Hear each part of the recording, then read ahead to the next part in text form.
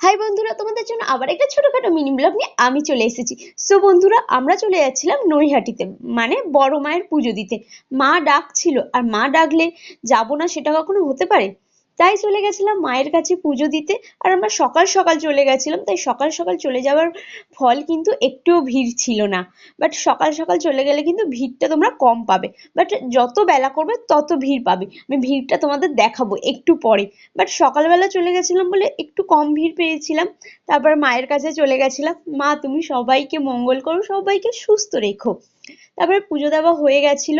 মায়ের থেকে দেখো ফল দিয়েছিল আমাদের সবাইকে।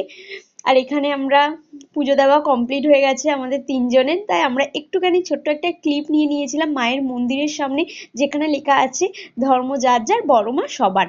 আর এই দেখো, তোমাদেরকে বললাম না একটু পরে দেখাবো, কত লাইনটা তোমরা দেখে ফেললে। তারপরে চলে গেছিলাম আমরা নদীর ঘাটে। কারণ হচ্ছে মায়ের কাছে পুজো দিতে এসেছিলাম, আর মায়ের নদী থেকে ঘুরে যাবো না সেটা কখনো হতে পারে? এখানে নদীর ঘাটেও ঘুরলাম, একটুখানি ঘুরলাম, বাট প্রচন্ড রোদ্দুর, তাই জন্য আমরা চলে গেছিলাম।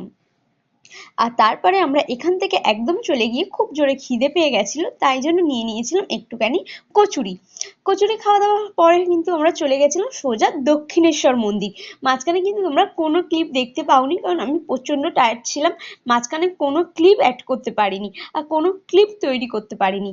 আর আরেকটা তারা ছিল, ক্লান্ত হয়ে গেছে, মন্দির বন্ধ, তাই জন্য বসে বসে। ক্লান্ত হয়েছো?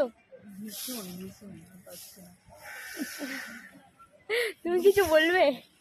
না কিছু বলবে না। তোমাদেরকে বললাম না আমরা প্রচুর ক্লান্ত হয়ে গেছি, কেন জানো? মন্দির বন্ধ হয়ে গেছিল। মন্দির 12:30 থেকে 3টে অবধি কিন্তু বন্ধ থাকে। তোমরা এই টাইমে কেউ এসো না, এই টাইমে আসলে কেউ তোমরা ঢুকতে পারবে না। বাট আমরা লাকিলি 12:30টার টাই সময় চলে এসেছিলাম বলে মন্দিরের ভিতর ঢুকতে পেরেছি। কিন্তু মন্দিরের ভিতর ঢুকে কি হবে, সমস্ত কিছু বন্ধ।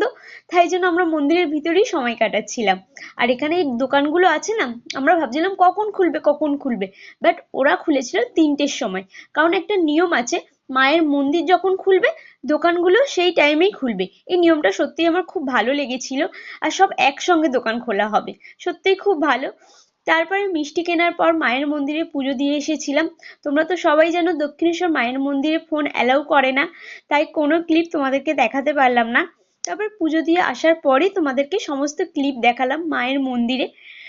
আবার একদিন মায়ের কাছে যাব, মা ডাকলেই যাব। মানে আমার ক্ষেত্রে কি হয় বলতো, মানে আমি যা চাই তাই হয় না, বাট মা যা চায় তাই হয়। এইখানে আমরা পুজো দেওয়া হয়ে গেছে, এবার একটুখানি ফটো সেশন চলছে মায়ের মন্দিরের সামনে। তাহলে আজকে মিনি ব্লগটা এখানেই শেষ করলাম। ভালো লাগলে অবশ্যই